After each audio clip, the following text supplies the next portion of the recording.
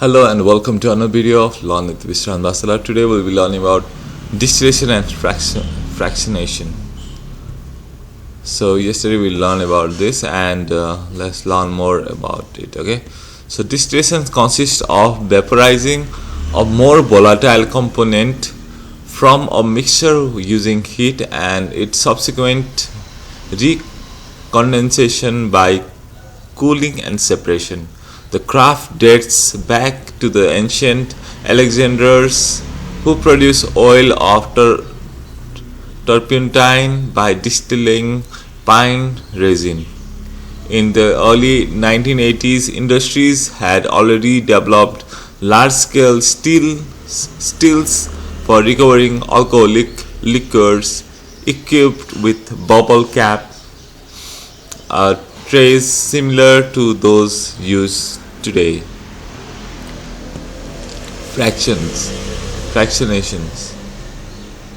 Fractionation or fractional distillation includes the separation of liquid or gas whose boiling point are very close to one another. For example, oxygen and argon. Its technology demands the closest possible contact between the rising vapor of the more volatile component argon and the descending liquid of the less volatile component oxygen, so arranged as to provide the repetitive evaporation or condensation needed to enhance separation.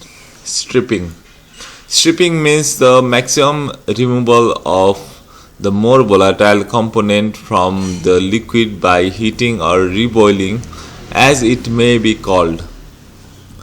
This occurs in the lower section of the upper low pressure column, where gaseous nitrogen is stripped from liquid oxygen.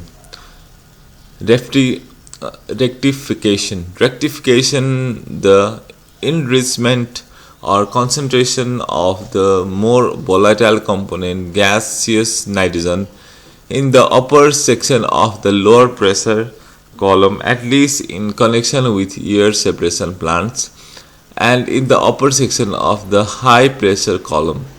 In the latter case, it relates to the enrichment of liquid nitrogen. Theoretical consideration of fractionation.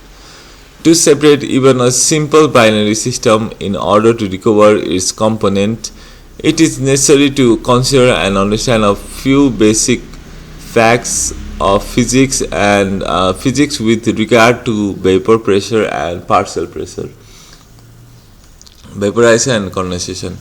Normally, when we think of a boiling liquid, one has in mind water boiling at 100 degrees Celsius, which is 373.15 Kelvin, and its transformation into steam. It can also be easily understood that an elevated altitude where the atmospheric pressure is lower, water boils at a lower temperature. Alternately, however, in a pressure cooker, water boils at a higher temperature. It is contest between the escaping molecules of the boiling liquid and the pressure of the molecules of the ambient atmosphere. Figure 3.2a shows the vapor pressure of water as a function of temperature and pressure.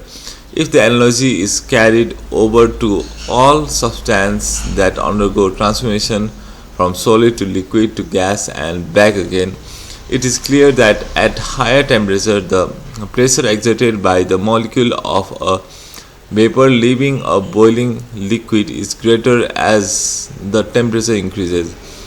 The degree of increase in the vapor pressure is defined by the vapor pressure as absorbed in figure 3.2b.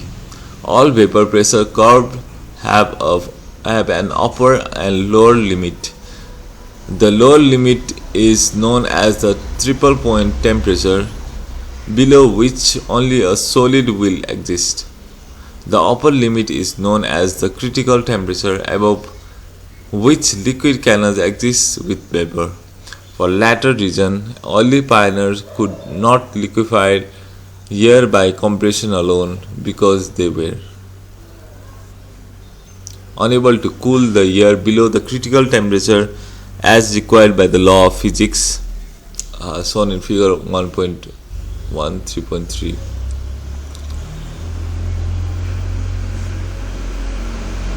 Shows the vapor pressure curve between triple point and critical point of various industrial gases. Figure 3.4 also shows the diagrammatically the equilibrium of liquid and vapor concentration of an oxygen and nitrogen mixture. The lower curve is the liquid temperature curve, also known as the bubble point curve. Any one point or temperature in the lower curve is where the first bubble of vapor escapes from the liquid at a given temperature. The upper curve, also known as the dew point temperature curve, is where the first drop of condensate forms at a given temperature. 3.5 shows the vapor pressure curve of oxygen and nitrogen at various temperatures. It is important to note that at a given temperature, the vapor pressure of nitrogen is always higher than that of oxygen. In other words, nitrogen has a higher volatility than oxygen. It is this difference in vapor pressure between the two gases that provide the basis for the separation of oxygen and nitrogen. The same rule may be applied to all other gases mixture. Figure 3.4 shows a vapor liquid equilibrium diagram at the pressure of 1.0325 kilopascal. If a binary cryogenic mixture is placed in a vessel and allowed to evaporate, the liquid phase is at equilibrium of X, its bubble point at T1 Kelvin, and the vapor phase is also at equilibrium at Y at T1 Kelvin, its dew point. The value of X and Y are different and reflect the relative volatility of each component. So this is the vapor pressure boiling curve.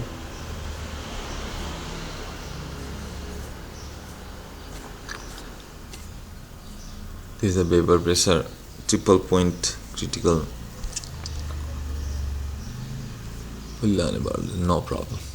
Figure 3.5 shows a series of phase equilibrium diagram at various pressure. Note that as the pressure increases, the difference between the upper and lower curve are more or less decreases. It is of interest to note that the pressure of 5 atmospheric 506.6 kilopascal, the normal pressure is in the high pressure column of an air separation unit, and at 100 Kelvin the content of oxygen in the liquid mixture is approximately 40%, which is about the normal operating practice in the field.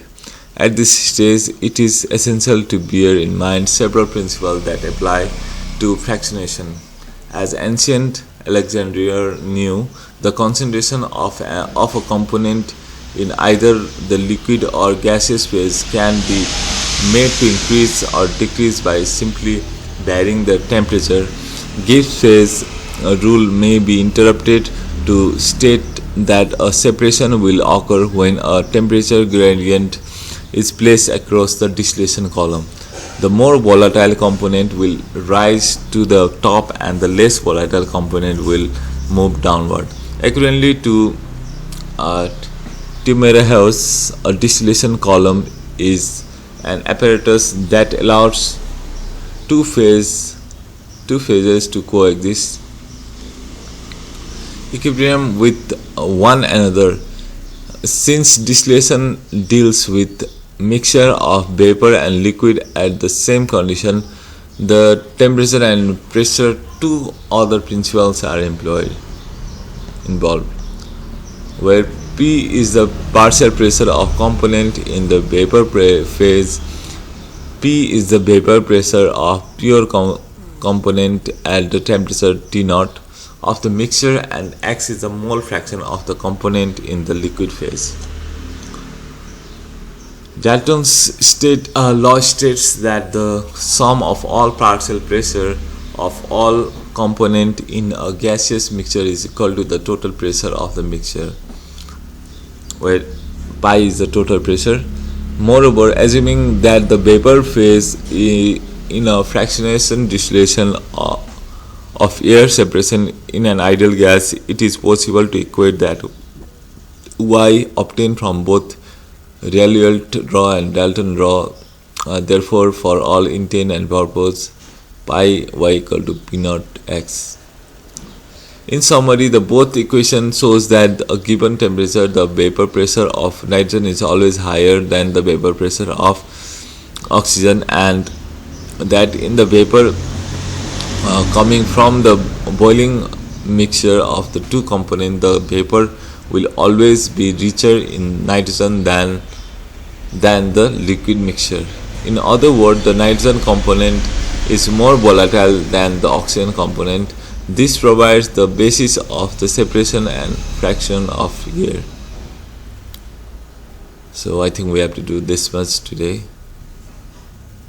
Temperature composition diagram of oxygen nitrogen mixture at various pressures 180 m 280. So okay, this is mole fraction and this is temperature at 0, and they are combined, otherwise they are separate in every pressure point. Thank you for watching. See you another video. Take care. Bye bye.